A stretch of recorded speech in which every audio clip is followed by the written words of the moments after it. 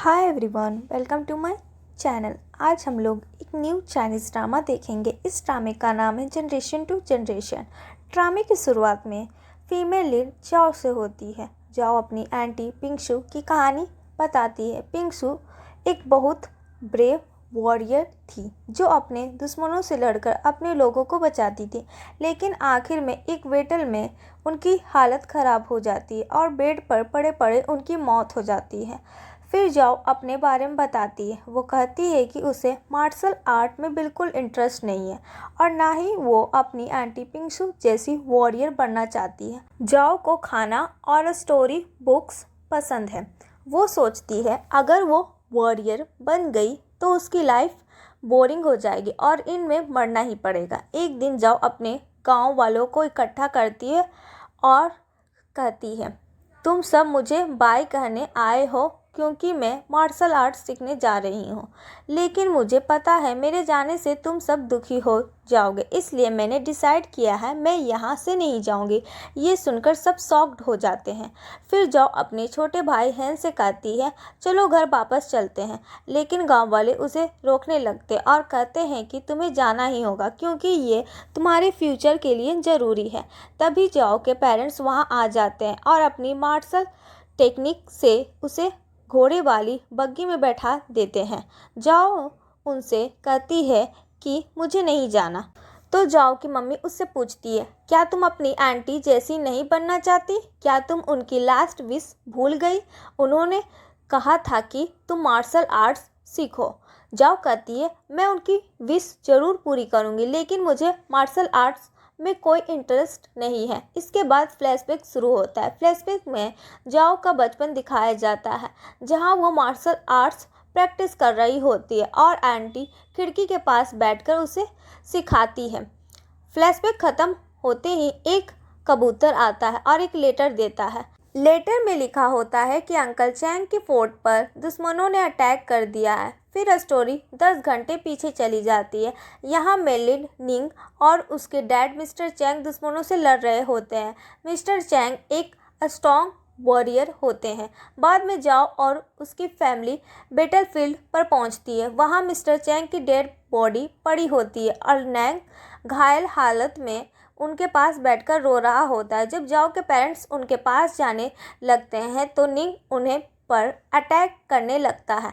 तब जाओ अपनी मार्शल आर्ट्स टेक्निक यूज़ करके निंग को कंट्रोल कर देती है, जिससे वो थोड़ा शांत हो जाता है। दोनों एक दूसरे को देखते हैं। तभी मार्शल आर्ट्स हेड मिस्टर ची यूंग के वहाँ आते हैं और निंग को बेहोश कर देते हैं। जाओ के डैड मिस्टर ची को एक नोट देते हैं जिसमें लिखा होता है, निंग मिस्टर चैंग का बेटा है। फिर एक वॉरियर ली आता है और बताता है कि उसने इनिमिस को चेक किया है, लेकिन पता नहीं चल रहा है कि वो किस सेक्ट से आए थे। बस इतना पता है कि वो ट्रेंड वॉरियर थे।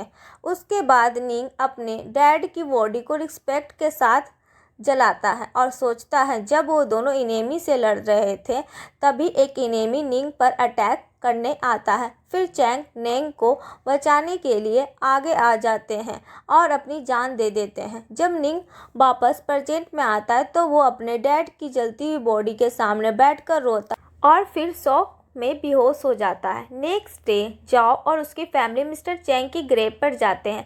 जाओ वहाँ फ्लावर रखती है और अपने भाई हान से कहती है, अंकल चैंग बहुत अच्छे थे, उन्होंने हमेशा हमारी रक्षा की और हमारी परवाह की। फिर सब बग्गी में बैठकर वहाँ से चले जाते हैं। 10 दिन बाद जाओ और उसकी फैमिली मिस्टर चे के माउंटेन प्लेस पर पहुँचते हैं, जहाँ मार्शल आर्ट्स ट्रेनिंग होती है। जाओ वहाँ एक बटरफ्लाई का पीछा करते हुए पहाड़ों के अंदर पहुँच जाती है। वहाँ वो देखती है कि मिस्टर ची की बेटी लिंगबू और उसके फ्रेंड्स निंग को बुली कर रहे हैं। लिंगबू निंग से कहती है, तुम्हें मुझसे माफ़ी मांगनी होगी। निंग गुस्से में जवाब देता है, मेरे डैड ने तुम सब के लिए इतना कुछ किया और तुम सब भूल गए।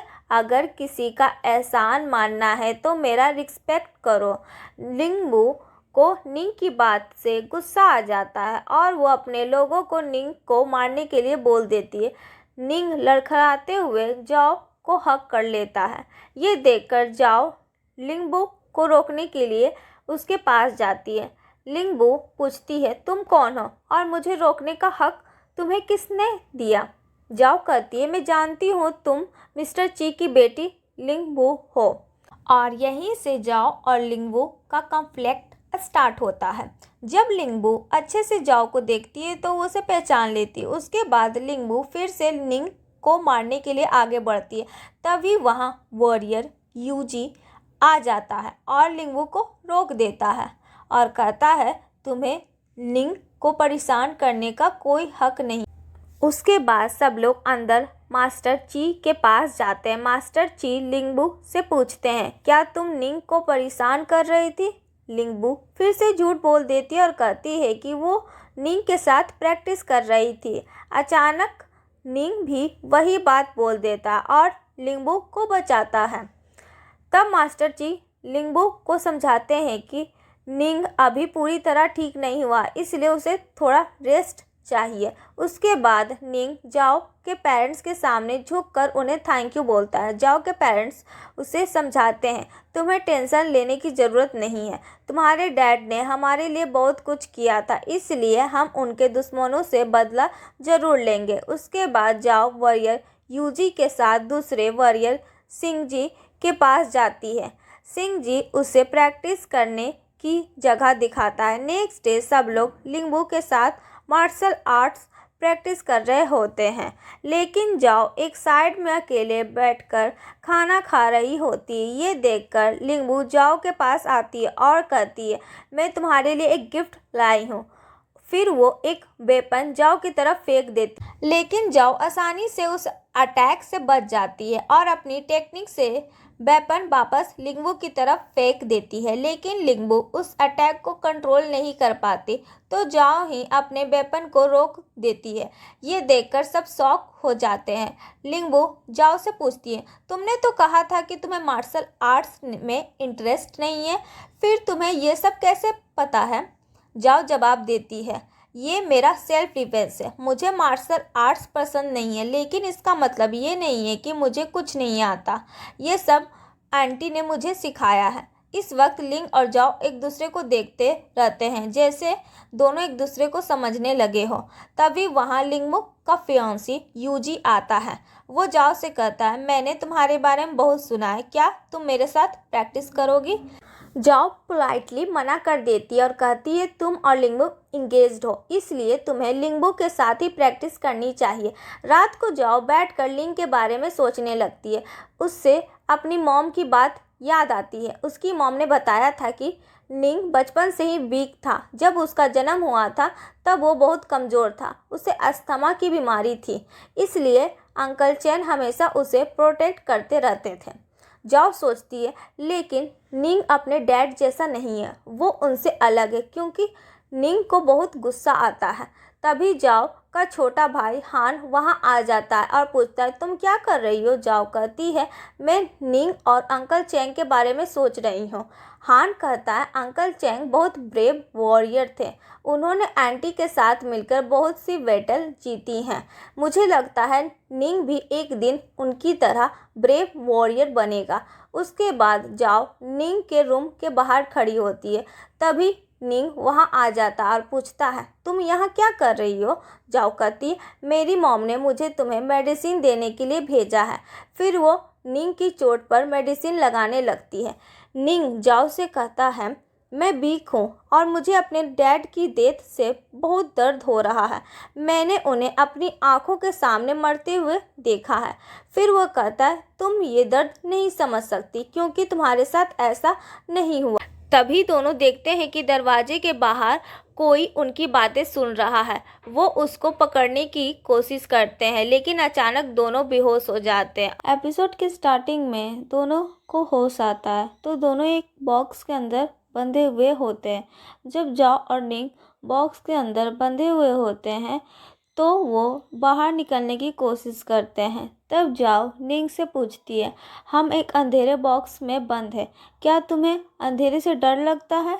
निंग कहता है, मुझे डर नहीं लगता, मैं बस ये समझने की कोशिश कर रहा हूँ कि हमें कहाँ ले जाया जा रहा है।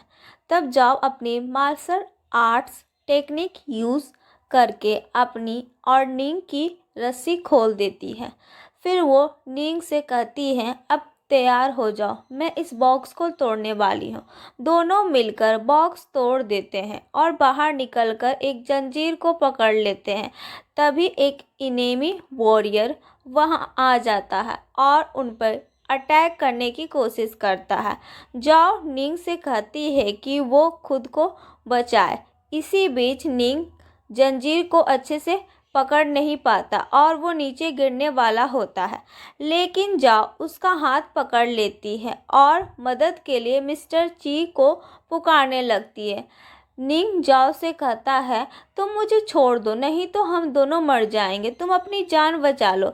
लेकिन जाओ मना कर देती है और कहती है, मैं तुम्हें नहीं छोड़ूंगी, फिक्र मत करो, कोई ना कोई हमें बचाने ज़रूर आएगा। तभी वॉरियर यूजी वहां आता है और रस्सी नीचे फेंककर उन्हें पकड़ने को कहता है। दोनों रस्सी पकड़कर ऊपर सेफ जगह पर आ जाते हैं। जाओ यूजी को बताती है कि कोई निंग को लेने आया था, उसने हमें किडनैप करके बॉक्स में बंद कर दिया था। इसी वक्त निंग की तबीयत और ख़राब हो जाती है और वो बेहोश हो जाता। दोनों तुरंत निंग के पास पहुंचते हैं। बाद में मिस्टर ची निंग का इलाज करते हैं और जाओ से कहते हैं कि निंग जल्दी होश में आ जाएगा। मिस्टर ची जाओ से माफ़ी मांगते और कहते हैं, तुम सबको सेफ रखना मेरी जिम्मेदारी थी, लेकिन मैं इसमें फेल हो गया। फिर वो जाओ का हाथ देखते हैं और उसकी चोट के बारे में पूछते हैं। जाओ कहती है, सिंह बहुत डर गया था, इसलिए उसने मेरी पट्टी बहुत ज़्यादा अच्छे से बांधी है, अब मैं ठीक हूँ। जाओ फिर पूछती है, क्या ये वही लोग थे जिन्होंने अंकल चैंग पर अटैक किया था? मिस्टर ची कहते हैं कि अभी उन्हें इस बारे में कुछ नहीं पता। तभी वॉरियरली वहाँ आता है और कहता है, ये सब हमारी गलती है, हमने ठीक से पहरा नहीं दिया। दूसरी तरफ लिंगबो और यंग प्रैक्टिस कर रहे होते हैं। लिंगबो इजली यंग को हरा देती है। तभी जाओ वहाँ आती है और यंग से कहती है, तुम्हें पहले नाश्ता कर लेना चाहिए। वो यंग को वहाँ से ले जाने लगती है। तब लिंगवो जाओ को रोककर उसकी चोट के बारे में पूछती है। जाओ पोलाइटली कहती है, मैं ठीक हूँ और तुम्हारी फिक्र करने के लिए थैंक यू। तभी वहाँ वॉरियर डिंग आता है जो बहुत फेमस फाइटर होता है। लिंगवो जाओ से कहती है, क्या तुम डिंग के साथ फाइट कर सकती हो? यंग जाओ को मना करती है, लेकिन जाओ चैलेंज एक्सेप्ट कर लेती है और सबको शॉक करते हुए जाओ बहुत जल्दी डिंग को हरा देती है। इससे लिंगवो और भी चिढ़ जाती है, लेकिन डिंग अपनी हार मान लेता है। बाद में जाओ और निंग लिंगवो की मॉम से मिलने जाते हैं।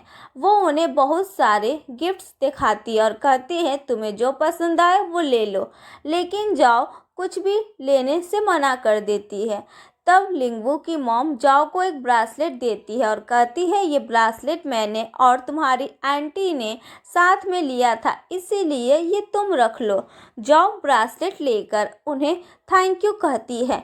इसी बीच निंग एक नैनी के साथ ट्रेजर रूम में जाता है। वहाँ से वो एक स्पेशल स्टोन लेकर आता है। लिंगवो की मॉम कहती है, अगर तुम्हें ये चाहिए तो तुम इसे रख सकते हो। तब निंग कहता है, ये हमारी फैमिली का स्टोन है। ये सुनकर सब शॉक हो जाते हैं। फिर निंग बताता है कि उसके डैड ने ये स्टोन कभी यहाँ लाके रखा था और खूब गुस्से में बुरा भला बोलने लगता है। ये सुनकर लिंगवो की मॉम बहुत गुस्सा हो जाती है और अपनी सर्वेंट से कहती है, निंग को पकड़ लो। तभी मिस्टर जी वहाँ आ जाते और सबको रोक देते। वो निंग से कहते हैं, तुम्हारी तबीयत अभी ठीक नहीं है, तुम्हारे बॉडी से जहर भी निकालना है, इसलिए तुम्हें रेस्ट करना चाहिए। निंग उन्हें थैंक यू बोलकर वहाँ से चला जाता है। उसके बाद मिस्टर ची जाओ को गार्डन में ले जाते हैं। वहाँ वो एक प्लांट दिखाते हैं और कहते हैं, ये प्लांट तुम्हारी आंटी लेकर आई थी। जाओ उस प्लांट को देखकर खुश हो जाती है। तब एक फ्लैशबैक दिखाया जाता है। फ्लैशबैक में मिस्टर ची को कुछ लोग ग्रुप में परेशान कर रहे होते हैं। तब पिंगसू आकर उन्हें बचाती है। पिंगसू ही मिस्टर ची को लड़ना और मार्शल आर्ट सिखाती है। बाद में जब पिंगसू मर रही होती है तब मिस्टर ची उनके साथ होते हैं, लेकिन वो उन्हें बचा नहीं पाते। फ्लैशबैक ख़त्म होने के बाद मिस्टर ची बहुत इमोशनल हो जाते हैं। वो जाओ से कहते हैं तुम्हारी आंटी बहुत ब्रेव वॉरियर थी। जाओ कहती मुझे ये जगह अच्छी नहीं लगती क्योंकि यहीं मेरी आंटी की डेथ हुई थी, लेकिन पेरेंट्स की वजह से मुझे यहाँ आना पड़ा। मिस्टर ची उसे समझाते हैं तुम्हें जो सही लगे तुम वही करो। तुम्हारी आंटी भी हमेशा वही करती थी जो उसे सही लगता था और वो हमेशा लोगों की मदद करती थी। इसके बाद जाओ अपने प्रैक्टिस ग्राउंड में चली जाती है। जब जाओ प्रैक्टिस ग्राउंड में होती है तो वो देखती है कि निंग तितलियों के बीच खड़ा है। निंग जाओ के पास आता है और एक बटरफ्लाई उसे देते हुए कहता है ये तुम्हारे लिए है। फिर निंग अपनी सच्चाई बताता, मैं बचपन से ही वीक था इसलिए मुझे ठीक होने में ज़्यादा टाइम लग रहा है। जाओ उसे समझाती है अंकल चैंग ने हमेशा तुम्हारी केयर की है और तुम्हें प्रोटेक्ट किया है, इसलिए हम भी तुम्हें कुछ नहीं होने देंगे। दोनों एक दूसरे को देखते रहते हैं और उनके बीच ट्रस्ट और कनेक्शन बढ़ने लगता है। निंग फिर जाओ से कहता है तुमने बहुत बार मेरी हेल्प की है, इसलिए मैं सिर्फ तुम पर ही ट्रस्ट करता हूँ और मैं चाहता हूँ कि तुम भी किसी पर आसानी से भरोसा ना करो। अगली सुबह जाओ आंटी के दोस्त अंकल सॉमिंग से मिलने जाती है। जाओ उन्हें बताती है मेरी आंटी हमेशा चाहती थी कि मैं आपसे मिलूं। अंकल सॉमिंग इमोशनल होकर कहते हैं तुम्हारी आंटी बहुत अच्छी थी, हम दोनों साथ में प्रैक्टिस करते थे, लेकिन मैं उसे बचा नहीं सका। फिर अंकल सॉमिंग के सामने जाओ निंग के बॉडी से पॉइजन निकालने का ट्रीटमेंट शुरू करती है। ट्रीटमेंट के बाद आधा पॉइजन निकल जाता है। निंग जाओ को थैंक यू बोलता है। जाओ कहती है ये मेरा फ़र्ज़ था, अंकल चैंग ने हमारी बहुत मदद की थी, तुम उनके बेटे हो इसलिए हम तुम्हें ऐसे नहीं छोड़ सकते। निंग भी कहता है जब तुम्हें मेरी ज़रूरत होगी मैं भी तुम्हारी मदद ज़रूर करूँ। उसके बाद दोनों मेडिटेशन करते हैं। जाओ पूछती है अब तुम्हें कैसा लग रहा है। निंग कहता है अब मैं ठीक हूँ, चलो यहाँ से चलते हैं। जैसे ही वो उठकर जाने लगता है वो फिसलकर पानी में गिर जाता है। जाओ तुरंत उसके पास पहुँचती है। जब निंग पानी से बाहर आता है तो उसके चेहरे की बैंडेज निकल जाती है। अब उसका फेस क्लियरली दिखता है और वो बहुत हैंडसम लगता है। जाओ तुरंत उसकी गर्दन में खंजर रख देती है। निंग हैरान होकर पूछता है तुम क्या कर रही हो। जाओ कहती है तुम्हारी शक्ल अंकल चैंग जैसी नहीं है, सच बताओ तुम कौन हो। तब निंग उससे पूछता है क्या तुमने कभी मेरी मॉम को देखा है। ये सुनने के बाद जाओ समझ जाती है कि निंग अपनी मॉम जैसा दिखता है, इसलिए वो शांत हो जाती है। फिर दोनों पानी से बाहर आ जाते हैं। जाओ निंग को मेडिसिन देती है लेकिन वो बहुत कड़वी होती है, इसलिए जाओ उसे एक मीठा फूड देती है। वो बताती है ये ट्रिक मेरी आंटी ने मुझे सिखाया था।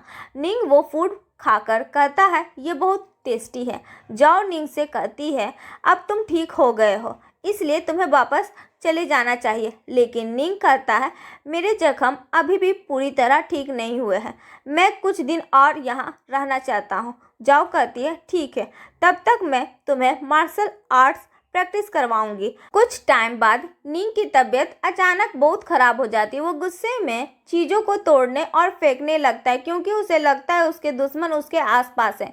जाओ उसे शांत करने की कोशिश करती है लेकिन निंग कंट्रोल में नहीं होता और जाओ पर अटैक करने लगता है। तभी जाओ के फ्रेंड वांग वहां आती है और निंग के सर पर जोर से मारती है, इसलिए निंग बेहोश हो जाता है। अगले दिन जाओ निंग को मेडिसिन देने आती है। निंग शर्मिंदा होकर कहता है कल रात मैंने तुम्हें हर्ट करने की कोशिश की, मुझे माफ़ कर दो। जाओ कहती है इसमें तुम्हारी गलती नहीं है, तुम बीमार थे।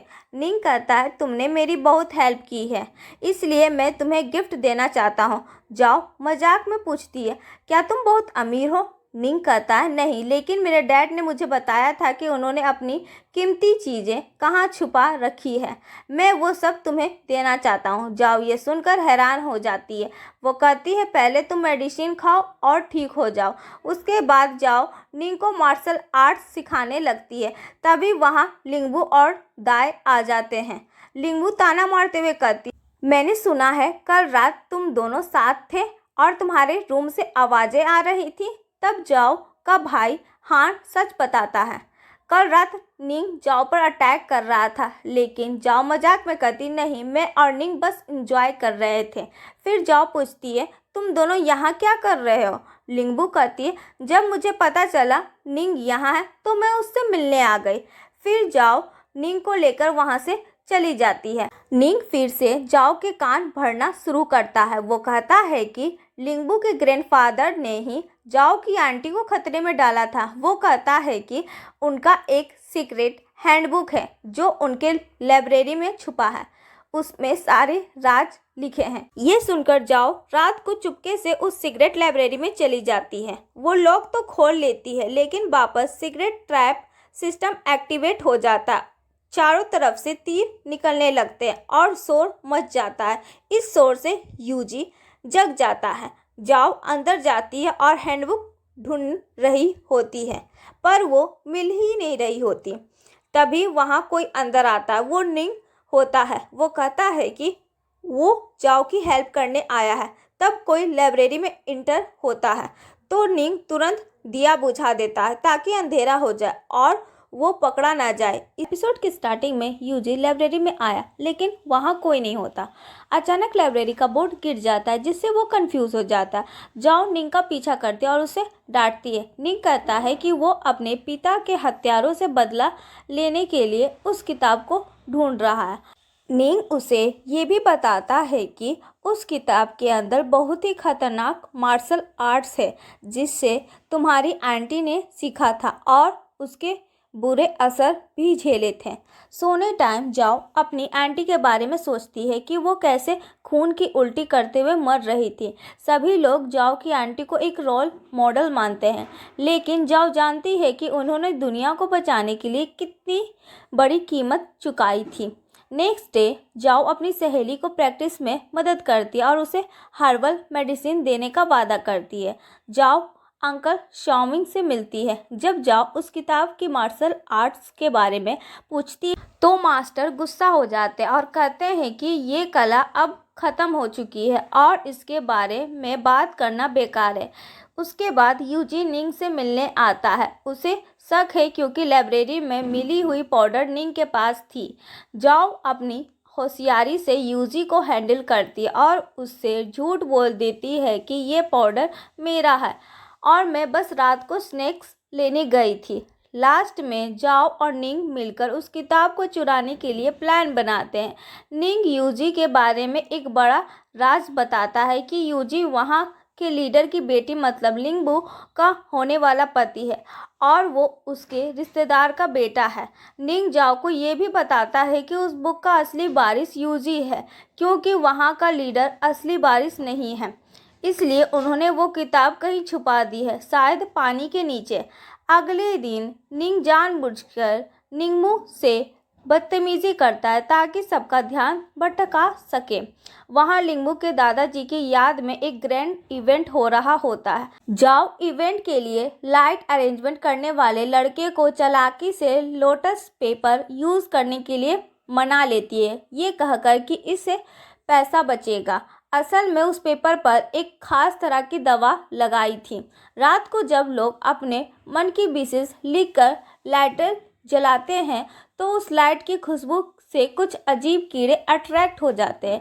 ये कीड़े उस पेपर पर लगी दवा के साथ मिलकर किसी को भी पागल बना सकते हैं। निंग को एक कीड़ा काट लेता है और वो पागलपन में लिंगबू को मारने के लिए पीछे भागता है। सब लोग डर जाते हैं और सोचते हैं कि निंग को सच में पागलपन का दौरा पड़ रहा है। जब लोग डॉक्टर ली और यूजी के पास मदद के लिए जाते हैं तो यूजी बहुत शांत रहता है। वो कहता है कि लिंगबू को थोड़ा डरना चाहिए, तभी उसे अपनी गलतियों का एहसास होगा। वो कोई एक्शन नहीं लेता। निंग जब लिंगबो पर हमला करने वाला होता है तो जाओ बीच में आ जाती है। निंग जाओ को धक्का देता है और जाओ पानी में गिर जाती है। जब निंग पागलपन में लिंगबो पर हमला करता है तो जाओ तुरंत पानी से बाहर आकर निंग को रोकने की कोशिश करती है और उसे घायल कर देती है। फिर उसे अपने साथ ले जाती है। तभी मिस्टर ची की वाइफ आती है कुछ गार्ड और अपनी नैनी को लेकर। नैनी जाओ को चेक करती है कि कहीं उसने वो बुक तो नहीं ले ली, बट चेक करने पर पता चलता है कि जाओ के पास बुक नहीं है। जब वो निंग को चेक करने ही वाली होती है तो जाओ की एक फ्रेंड जानबूझकर पानी में गिरने का नाटक करती है ताकि ध्यान जाओ और निंग से हट जाए।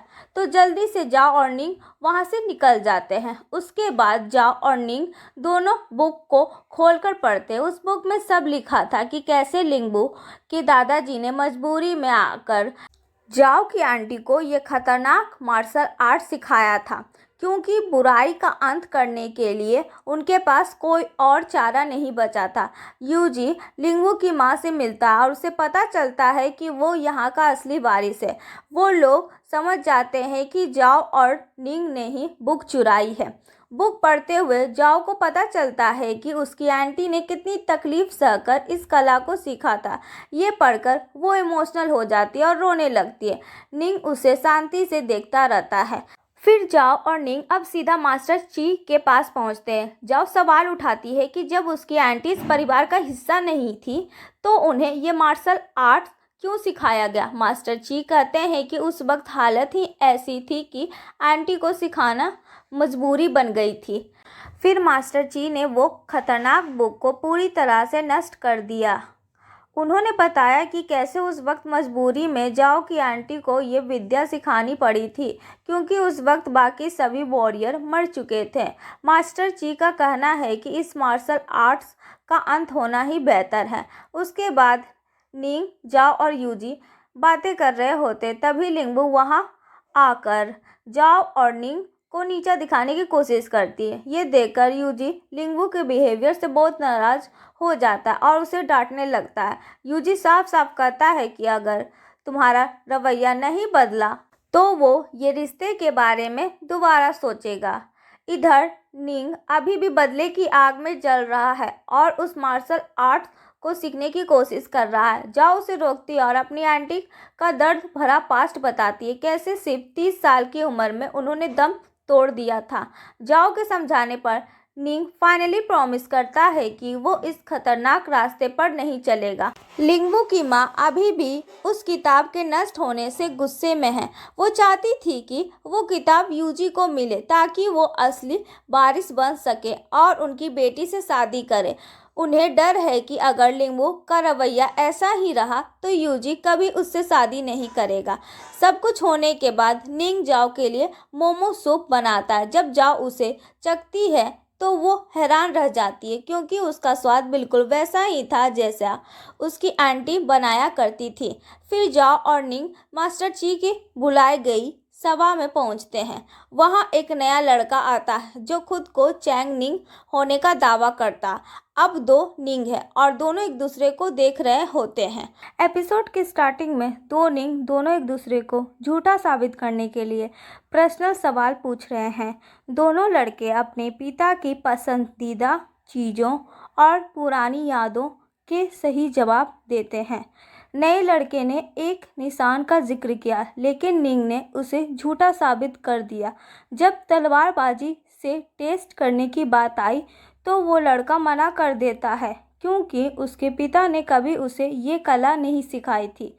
तो मास्टर ची का गार्ड कहता है तो क्यों ना इन दोनों की इंटरनल एनर्जी चेक करते हैं। टेस्ट के दौरान नया लड़का बेहोश हो जाता है और निंग के मुंह से खून निकल आता है। वो बहुत कमज़ोर पड़ जाता है। तो अंकल शाओमिन कहते हैं अभी इस टेस्ट को रोक देते हैं, नेक्स्ट डे करेंगे। उसके बाद नया लड़का निंग और मास्टर शाओमिन एक रूम में होते हैं। मास्टर शाओमिन को शक होता है जब निंग को अपने पिता की पसंदीदा वाइन के बारे में पता होता है। मास्टर शाओमिन उसे वार्निंग देते हैं, अगर तुम प्रूफ नहीं कर पाए कि तुम वही हो तो तुम्हें बहुत बड़ी सज़ा मिलेगी। जाओ को अपने भाई हान से पता चलता है कि अगर निंग अपनी आइडेंटिटी प्रूव नहीं कर पाया तो उसके गले की हड्डियां को लॉक कर दिया जाएगा। इससे उसकी सारी शक्ति हमेशा के लिए ख़त्म हो जाएगी और वो कभी लड़ नहीं पाएगा। तो तुरंत जाओ अंकल शाओमिंग के पास पहुंचती है तो देखते हैं कि वहाँ सब लोग बेहोश पड़े हैं। निंग वहाँ से गायब। वो अपनी जान बचाने के लिए या शायद किसी और प्लान के लिए वहाँ से भाग गया है। निंग एक बड़े पक्षी की मदद से वहाँ से भाग रहा होता है और जाओ को भी अपने साथ ले लेता है, लेकिन वहाँ का गार्ड उन्हें देख लेता है और तीर चला देता है। पक्षी गिर जाता है और निंग जाओ पकड़े जाते हैं। उन्हें वहाँ के लीडर युन फेंग के सामने लाया जाता है। निंग को युन फेंग की खुशबू से याद आता है कि वही शख्स है जो उसके पिता पर हमला करने आया था। गुस्से में निंग उस पर हमला करने की कोशिश करता है लेकिन उसे रोक दिया जाता है। ये मामला मास्टर ची तक पहुंचता है। जब निंग खुशबू के आधार पर आरोप लगाता है तो लोग इसका मजाक उड़ाते हैं। तभी वहाँ नया निंग जो पहले बेहोश था वो आता है और एक बड़ा खुलासा करता है। नया निंग एडमिट करता है कि असली निंग वही है जो जाओ के साथ है। वो खुद भी उसी पिता का बेटा है लेकिन वो एक अफेयर से पैदा हुआ था, जबकि असली निंग उनकी पत्नी की संतान है। वो निंग की पहचान चुराना चाहता था ताकि अपने पिता की मौत का बदला ले सके। वहाँ के बाकी लोग मानते हैं कि निंग के पिता पर हमला करने का प्लान तो था लेकिन उन्होंने ही उन्हें मारा हो इस बात का कोई सबूत नहीं है। तो दोनों निंग को तब तक वहाँ रहने का आदेश दिया जाता है जब तक सच्चाई सामने नहीं आती। फिर निंग नए निंग से पूछता है कि वो यहाँ क्यों आया। तो नया निंग कहता है कि उसके पिता के लिए ये ज़रूरी था कि तुम जिंदा रहो। वो निंग को यकीन दिलाता है कि वो उसके पिता की मौत का बदला लेने में मदद करेगा। फिर जाओ दूर से कहती है कि कोई भी गलत कदम नहीं उठाना है। उसके बाद जाओ निंग से उसका असली नाम नहीं पूछती बल्कि कहती है कि वो उस पर पूरा भरोसा करती है क्योंकि निंग ने भी उस पर पूरा भरोसा किया था। वो उसे तब तक निंग ही कहकर बुलाएगी जब तक सच्चाई सामने नहीं आ जाती। दोनों के बीच एक गहरा ट्रस्ट बन रहा होता है। लिंगबू वहाँ आकर जाओ और निंग का मजाक उड़ाती है। वो निंग को याद दिलाती है कि जाओ सगाई पहले से ही याओ मेयर का होने वाला वारिस के साथ फिक्स हो चुकी है। निंग जाओ से यू के बारे में पूछता है और जाओ उसे बताती है कि यू एक बहुत ही अच्छा और पावरफुल इंसान है। ये सुनकर निंग को जलन होती है और वो गुस्सा हो जाता है। कुछ दिन बाद जाओ का होने वाला पति यू उनसे मिलने आता है। वो जाओ के लिए बहुत सारी कॉस्टली गिफ्ट और स्नैक्स लाता है। निंग वहाँ सब कुछ देख रहा होता है और उसे ये सब पसंद नहीं आता। यू निंग को भी एक गिफ्ट देता है लेकिन निंग उसके प्रति बहुत रूडली बिहेव करता है और गिफ्ट को फेंक देता। जाओ इससे बहुत परेशान होती है और निंग को डांटती है। जाओ निंग को समझाती है कि ये शादी उसके आंटी की इच्छा थी और वो उसे हर हाल में मानेगी। वो कहती है कि यू एक बहुत अच्छा इंसान है और उससे शादी करके वो एक बड़े घर की मालिक बन जाएगी। निंग को ये सब सुनकर और भी बुरा लगता है और गुस्से में वहाँ से चला जाता है। जाओ उसका पीछा करती है। तभी जाओ और निंग दोनों देखते हैं कि जाओ के फ्रेंड यांग की शादी ज़बरदस्ती तय की जा रही है जिससे वो खुश नहीं है। उसके पेरेंट्स उस पर दबाव डाल रहे हैं। वहाँ कुछ लोगों में एक दादी दिखाई देती है जो एक नौकर की तरह खड़ी है। निंग का ध्यान उस बूढ़ी औरत पर जाता है और वो उसे गौर से देखता है। रात के वक्त निंग चोरी छुपके एक कमरे में जाता है। जाओ उसका पीछा करते हुए वहां पहुंचती है। उसे वहां उस बूढ़ी औरत का साया दिखाई देता है लेकिन जैसे ही जाओ अंदर जाती है वो बूढ़ी औरत गायब हो जाती है और सिर्फ निंग वहां खड़ा मिलता है। जाओ निंग से पूछती है कि वो यहाँ क्या कर रहा है। निंग बहाना बनाता है कि वो बस वाइन लेने आया था लेकिन जाओ शक करती है क्योंकि वहाँ से एक वाइन की बोतल कम है और वो बूढ़ी औरत भी गायब है। जाओ को समझ आ गया है कि निंग कुछ छुपा रहा है। उसके बाद जाओ अपने पेरेंट्स और छोटे भाई के साथ बैठी है। जाओ पूछती है कि क्या उसकी आंटी को वाइन बहुत पसंद थी। घर वाले हाँ कहते हैं। वो बताते हैं कि कैसे आंटी और उनके फ्रेंड मिलकर चोरी छुपे वो वाइन पीते थे और सेलिब्रेट करते थे, पर अब वो दिन बीत गए हैं। आंटी के बहुत से दोस्त मर चुके हैं और उनकी एक फ्रेंड रोंग तो गायब हो चुकी है। जाओ को ये सुनकर बहुत बुरा लगता है। अगले दिन एक बड़ा फंक्शन होता है जो सीनियर की याद में रखा गया है। यहाँ हर डिवीज़न के लोग अपनी स्किल्स और पावर दिखाते हैं। जाओ वहाँ एक फीमेल हेड को नमस्ते करती है पर वो उसे इग्नोर कर देती है। फिर सभी टीम लीडर को अपनी पावर का इस्तेमाल करके एक बड़े से बेल पर निशान बनाना होता है। एक एक करके सब लीडर अपने हाथ की छाप बेल पर प्रिंट करते हैं। जब सब लोग अच्छे रास्ते पर चलने का वादा कर रहे होते हैं तब जाओ उस अजीब बूढ़ी आंटी को देख लेती है जो वाइन रूम में आई थी। जाओ उसके पीछे जाती है और चाकू दिखाकर कहती है कि वो कल वहाँ क्या कर रही थी। वो बूढ़ी आंटी तुम तो पिंगशु की भतीजी हो ना, तुम इन लोगों की मदद क्यों कर रही हो। जॉब शौक हो जाती है कि ये मेरी आंटी को कैसे जानती है। अचानक वो बूढ़ी आंटी किसी पर हमला करने के लिए उड़ती है। यूजी बीच में आकर उसे रोकता है। मौका देखकर जॉब पीछे से उस बूढ़ी आंटी के बाल पकड़कर खींचती है और तभी उसका मास्क और नकली बाल निकलकर नीचे गिर जाता है। सब लोग उसका फेस देखकर हैरान रह जाते हैं। मास्क के नीचे कोई बूढ़ी नहीं बल्कि एक जवान लड़की निकलती। ये वही रोंग है जिसके बारे में जाओ की मम्मी बात कर रही थी। जाओ की आंटी की पुरानी दोस्त जो सालों पहले गायब हो गई थी। सब लोग उसे देखकर चौंक जाते हैं और पूछते रोंग तुम जिंदा हो। रोंग कुछ बोलने ही वाली होती है कि यून फेंग बीच में कूद पड़ता है। वो उसे चुप कराने की कोशिश करता और इल्ज़ाम लगाता है कि तुम यहाँ क्यों आई हो, क्या तुमने डीमन के साथ हाथ मिला लिया है। यून फेंग कहता है कि जब सालों पहले लड़ाई हुई थी उसने अपनी आंखों से सीनियर को मरते देखा था पर रोंग पागल हो गई थी और बार बार कह रही थी कि वो जिंदा है, इसलिए उन्होंने रोंग को वहाँ से निकाल दिया था।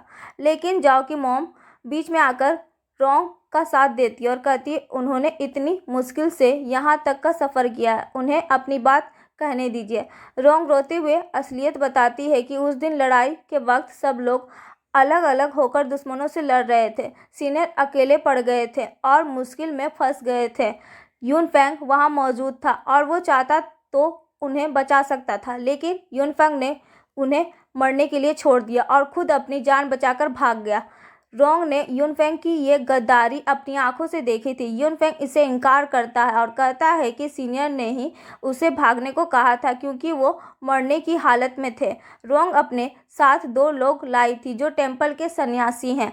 वो दोनों अपने पीठ पर एक बड़ा सा बंडल उठाकर लाते हैं। जब वो उसे खोलते तो सबकी आंखें फटी की फटी रह जाती है। वहाँ सीनियर खुद मौजूद है। उनकी हालत बहुत ख़राब है, वो चल नहीं सकते, वो बोल नहीं सकते और उनकी आंखों पर पट्टी बंधी है।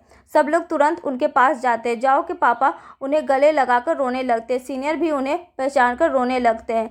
सीनियर को जिंदा देखकर यून फेंग डर जाता है। वो अब भी झूठ बोलने की कोशिश करता है और कहता है ये जिंदा कैसे हो सकते हैं, पक्का ये कोई डीमन की चाल है। तब रोंग बताती है कि यून फेंग ने उस दिन उस पर हमला किया था ताकि राज दब सके, लेकिन टेंपल के उन 2 गार्ड्स ने रोंग की जान बचा और उसका इलाज किया। यून फेंग से बचने के लिए मैंने एक बहुत बड़ी कुर्बानी दी।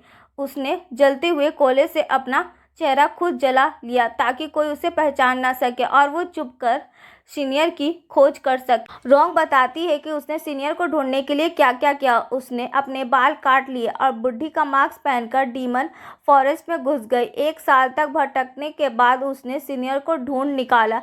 सीनियर को एक जेल में पानी के अंदर जंजीरों से बांध कर रखा गया था। उनकी आंखें निकाल ली गई थी, जुबान काट दिए गए थे और उनके शरीर की नसें तोड़ दी गई थी ताकि वो ना चल सके ना बोल सके। वो 10 साल तक उस नरक में रहे।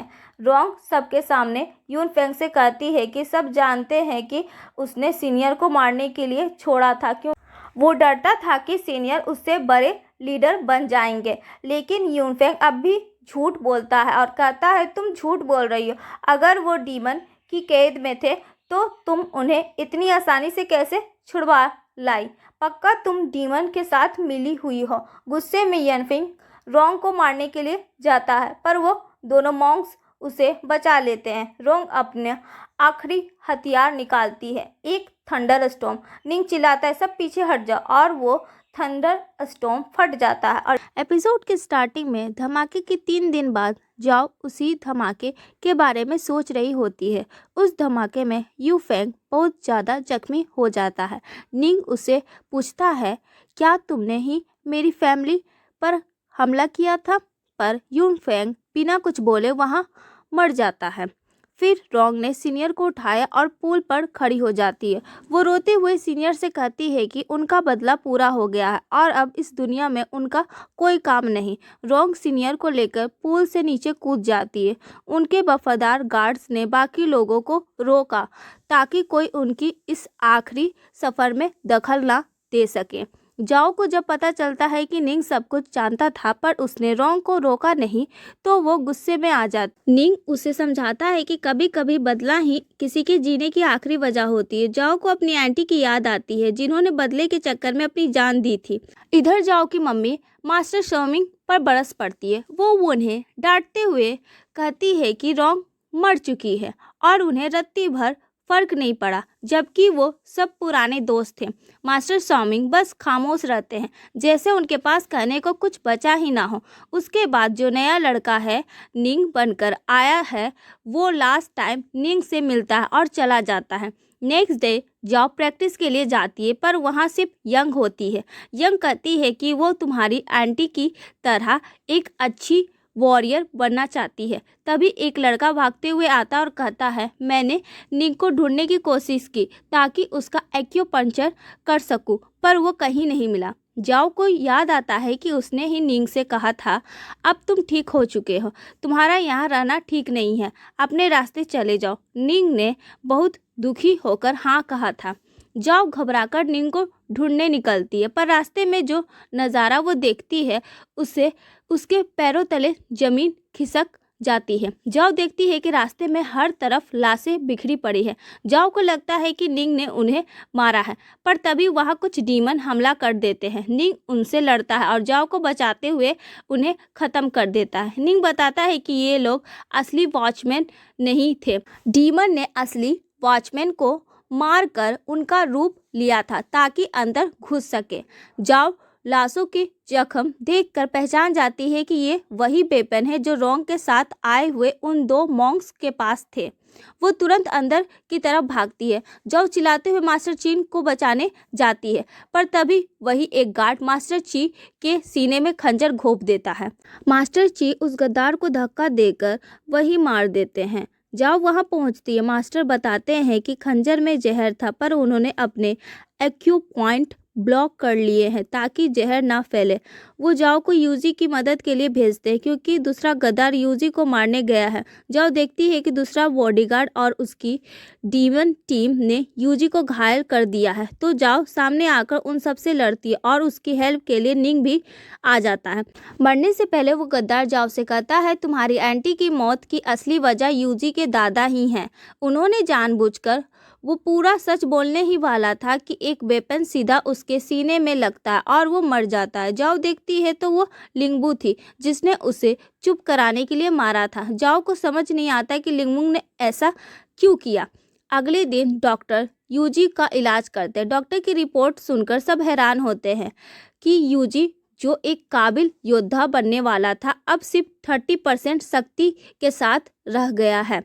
काले ऑरा ने उसके शरीर को अंदर से खोखला कर दिया है। वो अब हमेशा के लिए कमज़ोर हो गया है। लिंगबू अपने पापा से कहती है प्लीज़ पापा यूजी को ठीक कर दीजिए तो मास्टर ची कहते हैं मैं कोशिश कर रहा हूँ बेटा। फिर जाओ अकेली बैठकर रो रही होती है और अपनी आंटी की कुर्बानी को याद करती है। तब निंग उसके लिए चाय लेकर आता है। निंग उसे समझाता है कि उसके पेरेंट्स ने उसे एक शीशे के घर में रखा था जहाँ सब अच्छा दिखता था। निंग कहता है वक्त आ गया है कि तुम ये सच्चाई कबूल करो कि दुनिया उतनी साफ नहीं है जितनी तुम समझती हो। यहाँ दुश्मन दोस्त के भेष में मिलते हैं। जाओ मायूस होकर कहती है कि उसे अब सही और गलत के बीच का फर्क समझ नहीं आ रहा। नेक्स्ट डे लिंगबू यूजी की बहुत सेवा कर रही होती है। लिंगबू के जाने के बाद यूजी से मिलने निंग और जाओ आते हैं और यूजी का हाल पूछते हैं। तभी निंग भागते हुए आता है और बताता है कि जो 6 टीम हेड यहाँ से गए थे उन पर डीमंस ने हमला कर दिया है। जाओ अपने पेरेंट्स के लिए डर जाती है पर पता चलता है कि वो देर से निकले थे इसलिए वो सेफ। निंग सिंह को डांटता है कि बात ढंग से बताया कर। जाओ कितनी डर गई थी। निंग ने जाओ को बताया कि मुझे ये जगह छोड़नी होगी। जाओ कहती, अब हम दोनों के रास्ते अलग होने वाले। मैंने वादा किया था कि मैं तुम्हारे बदले में मदद करूंगी, पर अब मुझे लगता है कि हमें अलग अलग डायरेक्शन में जाना होगा। I am sorry. निंग कहता है कि बदला लेना हर किसी का अपना फैसला होता है। पहले मेरे दिमाग में सिर्फ बदला था, पर तुमसे मिलने के बाद मैंने ज़िंदगी को नए नज़रिए से देखा है। मैंने बहुत कुछ नया एक्सपीरियंस किया है, उसके लिए थैंक यू। जाओ कहती है, अगर बदला लेने के चक्कर में तुम्हें कभी चोट लगे तो मेरे पास आना, मेरी मम्मी बहुत अच्छी हीलर है। नेक्स्ट डे जाओ और निंग मिलकर सिंह को ढूंढते हैं। जब वो उनके कमरे में जाते हैं तो देखते हैं कि सब बिखरा हुआ है। जाओ समझ जाती है कि सिंह को कोई ज़बरदस्ती उठाकर ले गया है। सिंह को ढूंढने के लिए वो शहर के उस इलाके में जाते हैं जहाँ लोग छुप कर रहते हैं और गैर कानूनी काम होते हैं। वहाँ किसी को ढूंढना मुश्किल है, पर जाओ एक प्लान बनाती है।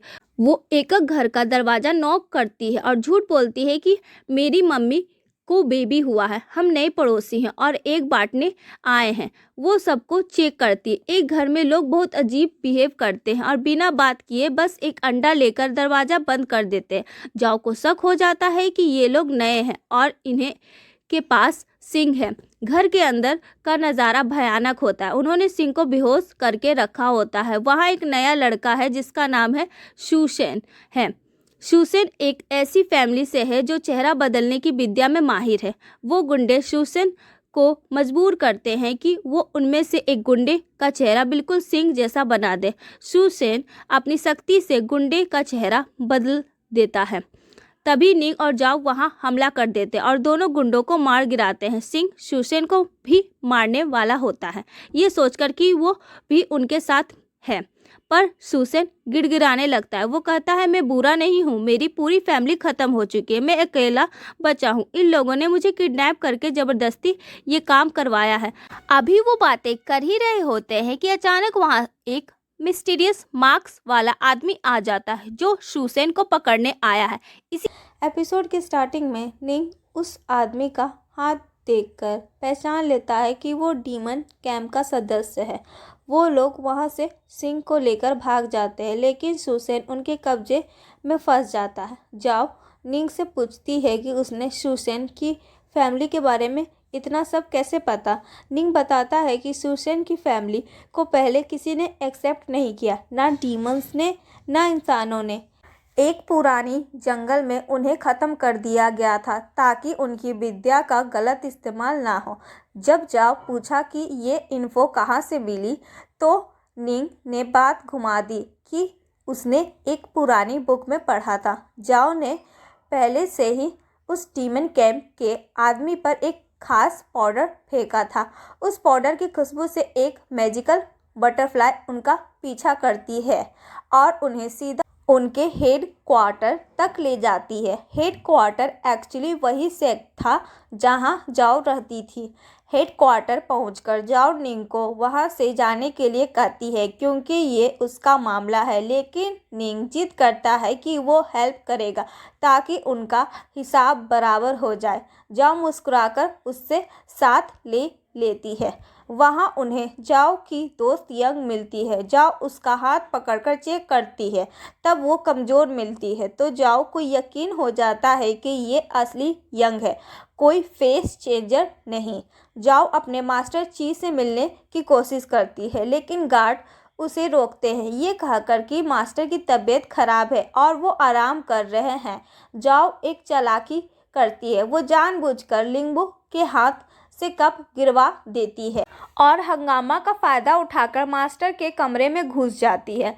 जब जाओ अंदर पहुंचती है तो मास्टर उसे अपने पास आने से मना कर देते हैं और कहते हैं कि वो बीमार है। यहाँ से शक पैदा होता है कि क्या वो असली मास्टर है या कोई बहरूपिया। जाओ मास्टर के पास जाती है और बताती है कि डीमन कैंप का एक बंदा अंदर घुस गया है। मास्टर इस बात को बहुत ही कैजुअली लेते हैं। तभी लिंगबो और उसकी माँ वहाँ आ जाती है। लिंगबो की माँ मास्टर से पूछती है कि ऐसे अकेले क्यों बैठे हैं और अपनी तबीयत के बारे में क्यों नहीं बताया। मास्टर गुस्से में सबको वहाँ से निकलने के लिए कह देते हैं। जाओ मास्टर को एक लैंप दिखाती है और कहती है, मास्टर बचपन में आपने मुझे ऐसा ही एक लैंप दिया था, देखिए उसका दूसरा पेयर यहाँ है। मास्टर कहते हैं, ठीक है, इसे भी तुम ही रख लो ताकि जोड़ी बनी रहे। जाओ बाहर आकर निंग और बाकी लोगों को बताती है कि ये मास्टर फेक है। वो कहती है, असलियत में मास्टर ने बचपन में उसे लैंप दिया था, पर वो लैंप मास्टर की आंखों के सामने ही टूट गया था। अगर ये असली मास्टर होते तो उन्हें पता होता कि वो लैंप टूट चुका है। सब समझ जाते हैं कि शूसेन, जो चेहरा बदलने वाला एक्सपर्ट है, को कहीं छुपा रखा है ताकि वो फेक मास्टर बना सके। जाओ को लगता है कि यूजी को शायद कोई सीक्रेट जगह पता हो, क्योंकि वो नेक्स्ट लीडर बनने वाला है। यूजी एक सीक्रेट जेल के बारे में बताता है। जाओ, निंग, यूजी और सिंह चारों वहां जाते हैं। जेल के अंदर जाने के टाइम निंग और यूजी के बीच जाओ को लेकर थोड़ी नोकझोंक होती है। दोनों लड़ते रह जाते हैं और जाओ अकेले ही अंदर जाकर गार्ड को धो देती है। अंदर जाओ को शूसेन मिल जाता है। जाओ उससे पूछती है कि क्या उसने 40 साल का दाढ़ी वाला एक रौबदार लीडर बनाया है। शूसेन मान जाता और कहता है कि उसे मजबूर किया गया था। जाओ पूछती है कि इस ट्रिक को रिवर्स कैसे करें, यानी असली रूप में कैसे बाहर लाए। तो शूसेन एक खतरनाक बात बताता है, अगर वो फेक बंदा मर गया तभी उसका असली चेहरा वापस आएगा। जाओ शॉक्ड हो जाती है क्योंकि फेक मास्टर को एक्सपोज करने का मतलब है उन्हें मारना पड़ेगा। स्टोरी में एक बड़ा धमाका होता है जब कोई जेल में शूसेन की जंजीरें खोल देता है। जाओ डर जाती है कि अब वो लोग पकड़े जाएंगे। निंग कहता है कि अगर तुम्हें डायरेक्ट जाकर सबके सामने मास्टर को फेक बोला तो कोई तुम्हारी बात पर यकीन नहीं करेगा। सबके सामने मास्टर ची आ जाते हैं और कहते हैं कि उन्होंने ही शूसेन को जेल में बंद किया था क्योंकि एक बहरूपिया बनाने वाला है। जाओ यहाँ एक चाल चलती हूँ। मास्टर को एक्सपोज करने के बजाय निंग पर इल्ज़ाम लगा देती है। जाओ कहती है कि निंग कोई साधारण लड़का नहीं बल्कि डीमन क्लैन का स्पाई है। वो कहती है कि डीमन गर्ल रोंग को भी निंग ने ही अंदर बुलाया था। जाओ वेपन निकालकर निंग पर हमला करने की कोशिश करती है। निंग वहां से भागता है और एक पहाड़ी से नीचे कूद जाता है। वहीं पुराना वर्ड उसे बचाकर ले जाता है। सबका ध्यान भटकाकर जाओ अचानक मास्टर के पास खड़े उनके असिस्टेंट का गला काट देती है। सब शॉक हो जाते हैं, पर मरते ही शूसेन की बात सच हो जाती है। उस गार्ड का चेहरा बदल जाता है और वो कोई और निकलता है। सबको पता चल जाता है कि यहाँ फेक लोग घुसे हुए हैं। जाओ फिर से मास्टर ची पर शक करती है, पर तभी लिंगबू की माँ बीच में आ जाती है और जाओ को वहाँ से निकलने के लिए कहती है। एक कमांडर वहाँ आता है और मास्टर ची उस पर अटैक करते हैं। मास्टर की पावर देखकर सबको लगता है कि ये तो असली मास्टर ही हैं, क्योंकि उनकी पावर बिल्कुल वैसी ही है। वहाँ एक पर्सन जाओ को वहाँ से निकलने का इशारा करता है। जाओ शूसेन को लेकर वहाँ से निकल जाती है। यूजी वहाँ आकर उन्हें सावधान करता है कि मामला बहुत रिस्की है। उसे लगता है कि असली मास्टर ची कहीं बंद है और अगर वो जिंदा हुए तो कोई ना कोई सिग्नल ज़रूर देंगे। यंग वहाँ आती है और कहती है कि वो ज़्यादा तो कुछ नहीं कर सकती, पर वो जाओ को कुछ पैसे देती है ताकि वो रास्ते में अपना ख्याल रख सके। जाओ अब एक ही मिशन पर है, असली मास्टर ची को ढूंढना, वरना उनकी जान को बहुत बड़ा खतरा है। वहाँ सेक्ट में लिंगबू की माँ को भी अब शक होने लगता है कि उनके पति शायद फेक है। दूसरी तरफ जाओ और शूसेन अकेले निकल गए हैं। शूसेन वहाँ से भागने की कोशिश करता और बहाना बनाता है कि उसे बाथरूम जाना है। जाओ उसे जाने देती है, पर तभी घोस्ट कहकर चिल्लाता है। जाओ वहाँ पहुँचती है और एक छाता लिए खड़े आदमी पर हमला कर देती है। जब जाओ उसका अम्ब्रेला हटाती है तो सामने निंग खड़ा होता है। जाओ को एक बड़ा सच पता चलता है। निंग का असली नाम मू चिंगयन है। वो डीमन क्लैन की ली फैमिली का लीडर का बेटा है। जाओ गुस्से में आ जाती है क्योंकि उसकी पूरी फैमिली डीमन की दुश्मन रही है। वो उसे मारने की कोशिश करती है पर निंग एक चाल चलता है। वो कहता है कि उसने शू सेन को एक ऐसा जहर दिया है जिसका तोड़ सिर्फ मेरे पास है। अगर जाओ ने उसे मारा तो कल सुबह तक शू सेन मर जाएगा।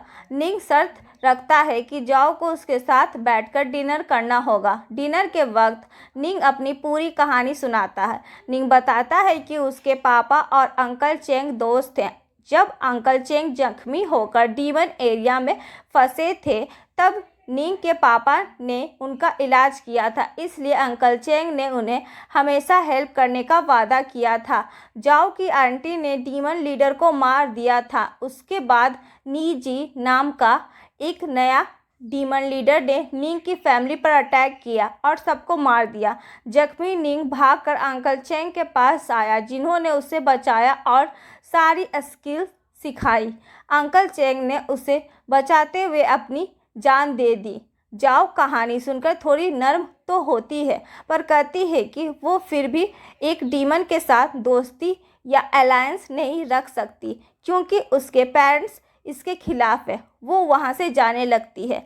निंग उसे शू सेन के लिए एंटीडोट फेंक कर देता है और कहता है कि 3 दिन तक रोज़ 3 गोलियां देनी होगी। वो जाओ को एक मशवरा देता है, अगर तुम पैदल जाओगी तो सच ढूंढने में बहुत दिन लग जाएगा। मैं अपने वर्ड को बुलाता हूँ, तुम उस पर बैठ कर जाओ, पर याद रखना ये वर्ड सिर्फ दिन में देख सकता है, रात को नहीं। इसलिए आज रात यहाँ रुको और कल सुबह निकलना। एपिसोड के स्टार्टिंग में जाओ हैरान है कि मू चिंगियन जिसे डीमन किंग होना चाहिए था वो ऐसे छोटे मोटे काम कर रहा है। मू चिंगियन बताता है कि उसके पापा ने उसे हर काम खुद करना सिखाया है। जाओ पूछती है कि नया डीमन किंग कैसे पावर में आया और उसके पास जाकर नीचे से एक पाउच रख देती है जिसमें स्लीपिंग परफ्यूम होता है। जाओ को कुछ नहीं होता उस स्मेल से क्योंकि जाओ ने पहले ही एंटीडोट खा ली थी। तब मू चेंग उसे बताता है कि मेरे ग्रेट ग्रैंडफादर ने नी हैन चेंग को पाला था। जब परदादा गुजर गए तब मू चिंगियन के पापा सिर्फ 10 साल के थे। नी हैंगचेंग ने तब तक थ्रोन संभाला जब तक पापा बड़े ना हो जाए, लेकिन मू चिंगियन के पापा को राजपाट पे कोई इंटरेस्ट नहीं था। वो शांति से जीना चाहते थे, इसलिए नी हैंगचेंग ने पूरा कंट्रोल ले लिया। चिंगियन बताता है कि नी हैंगचेंग पहले बहुत अच्छा और काबिल लीडर था। वो डीमन वर्ल्ड का पिलर था, लेकिन जब उसने एक पुरानी कला सीखी तब वो पागल हो गया और लोगों को मारने लगा, इसलिए तुम्हारी आंटी को उसे मारना पड़ा। जैसे ही चिंगियन बेहोश होता है जाओ उसकी सीटी चुरा लेती जिससे बर्ड को बुलाया जाता है और शू सेन को लेकर बर्ड पर बैठकर वहां से निकल जाती है। इधर चिंगियन बेहोश नहीं हुआ था। उसका असिस्टेंट पूछता है तुमने उसे पकड़ा क्यों नहीं। चिंगियन हंसकर कहता है वो बेचारी इतनी मेहनत से चोरी कर रही है, थोड़ा तो मोटिवेट करना चाहिए ना। यानी चिंगियन ने उसे जानबूझकर जाने दिया। जाओ और सुसेन बर्ड पर बैठकर एक पहाड़ी पर उतरते हैं। उन्हें असली मास्टर को ढूंढने के लिए स्केल पिस्ट नाम के एक जानवर की स्लाइबा चाहिए। बर्ड उन्हें पहाड़ी के ऊपर छोड़कर चली जाती है। पास ही उन्हें एक बड़ा सा लॉन्च दिखता है। जाओ और सुसेन सच्चाई की तलाश में उस लॉन्च के अंदर इंटर करते हैं। लॉन्च के अंदर काफ़ी भीड़ है और सबकी नज़रें जाओ और सुसेन पर है। जाओ एक नई चाल चलती है और होटल की लेडी से कहती है ये मेरा फियांसी है, हमें एक रूम चाहिए। लेडी उन्हें लॉन्च का सबसे रोमांटिक रूम दे देती है। जब वो वहाँ बैठते हैं तो एक लड़की उनसे पूछती है कि क्या वो भी स्केल बीस्ट की स्लाइबा ढूंढने आए हैं। वो लड़की बताती है कि उसके बॉस की तबीयत बहुत ख़राब है और सिर्फ वही स्लाइबा उन्हें बचा सकती है। पूरे लॉन्ज में हर कोई उसी स्लाइबा के पीछे है। तभी 2 गुंडे सुसेन का मजाक उड़ाते हैं और जाओ से कहते हैं तेरा बॉयफ्रेंड तो बड़ा कमज़ोर है, हम तेरे साथ चले क्या। सुसेन उन पर चिल्लाता है पर जाओ हमला करने ही वाली होती है कि अचानक 2 सुई हवा में उड़ती हुई आती है और उन दोनों गुंडों को वहीं ढेर कर देती है। वो सुई चलाने वाला कोई और नहीं, मू चिंगयन है। वो जाओ का हाथ पकड़कर सबके सामने कहता है, तुम मेरे साथ धोखा करके इस लड़के के साथ भाग आई, मैं तुम्हारा असली फियांसी हूँ। सब दंग रह जाते हैं, जाओ कंफ्यूज हो जाती है। पर तभी वहाँ यू के चाचा आते। वो बताते हैं कि जो गुंडे मर गए वो जेल से भागे हुए थे। जाओ चिंगयन को बताती है कि वो मेरे फियांसी के चाचा है, जिन्हें मैं बचपन से जानती हूँ। उनका नाम जी चिन है। चिंगयन एक बड़ा ड्रामा करता है। वो सुसेन के पास से एक स्केल निकालता है और कहता है, ये मेरे परिवार का है, जो ये लड़का चुरा कर भागा था। ये स्केल बिस्ट का ही हिस्सा है। इसकी मदद से सलाइवा मिलना बहुत आसान है। पूरी भीड़ उस स्केल के लिए पागल हो जाती है। जी चिन कहता है कि उसका बेटा इस पहाड़ी पर मर गया था। उसे सिर्फ अपनी बेटी की बॉडी चाहिए ताकि वो उसका अंतिम संस्कार कर सके। उसने चिंगयन से रिक्वेस्ट की कि वो स्केल उसे दे दे। चिंगयन कहता है, मैं ये स्केल लेकर सबके साथ चलूँगा। हम साथ मिलकर उस बीस्ट को ढूंढेंगे। अब जाओ सुसेन और चिंगयन एक ही रूम में बैठे हैं। चिंगयन उन्हें एक बहुत ज़रूरी बात बताता है। वो स्लाइवा बहुत ही सेंसिटिव है। अगर उसे थोड़ी सी भी आग या गर्मी छुई तो वो तुरंत पिघल जाएगी और ख़त्म हो जाएगी। इसका मतलब उन्हें बिना किसी रोशनी या गर्मी के कड़क ठंड में उस स्लाइवा को ढूंढना होगा। जाओ चिंगयन से पूछती है कि वो क्यों उसका पीछा करते हुए आया, तो चिंगयन मजाक में कहता है कि वो अपनी चोरी हुई बर्ड वापस लेने आया है। तभी सुसेन फिर से बेहोश हो जाता है क्योंकि उसे नींद की दवा दी गई थी। वही होटल की ओनर लड़की उनके रूम में आती है और वार्निंग देती है, यहाँ बहुत खतरा है, तुम दोनों अभी के अभी यहाँ से भाग जाओ। चिंगयन उससे मदद मांगने की कोशिश करता है पर अचानक कोई उस लड़की को वहां से उठाकर ले जाता है। चिंगयन जाओ को बचा लेता है। दूसरी तरफ यूजी और उसके पापा बातें कर रहे हैं। उसके पापा पूछते हैं कि वो जाओ के लिए इतना परेशान क्यों है। यूजी कहता है कि अगर उसके पास पावर होती तो वो पक्का जाओ के साथ गया होता। इधर जाओ की टीम बर्फ के पहाड़ों में आगे बढ़ती है। रात होने वाली है और सबको लगता है कि वो किसी ट्रैप में फंस गए हैं। तभी उन्हें एक बुढ़ा दिखता है जो बर्फ को कंट्रोल कर रहा होता है। उसके पास इतनी पावर है कि वो बर्फ में रास्ता बना देता है। सब लोग एक पुराने खंडर में रुकते हैं। सुसेन थककर सो जाता और जाओ बड़े प्यार से उसे ब्लैंकेट ओढ़ाती है। ये देखकर चिंगयन को जलन होती है और वो कहता है, छोड़ो उसे, वो मरने वाला नहीं है। निंग उस इल्डर को देखकर बोलता है, वो इल्डर तेंजी जैसे दिखते हैं। मेरे परदादा ने निंग हैंगचेंग के साथ एक और लड़का को अडॉप्ट किया था। वो उसके खानदान का दूसरा बड़ा सदस्य था। जाओ की आंटी के मुताबिक तेंजिन मर चुका है, पर चिंगयन को लगता है कि ये बर्फ वाला बूढ़ा वही तेंजिन है। अगली सुबह जब वो आगे बढ़ते हैं तो रास्ते में एक अजीब मूर्ति दिखती है। अचानक जमीन फट जाती है और सब लोग नीचे एक गहरी गुफा में गिर जाते हैं। नीचे का नज़ारा खौफनाक है। वहाँ ढेर सारी लाशें बर्फ में जमी हुई है जो शायद 6 महीना पुरानी है।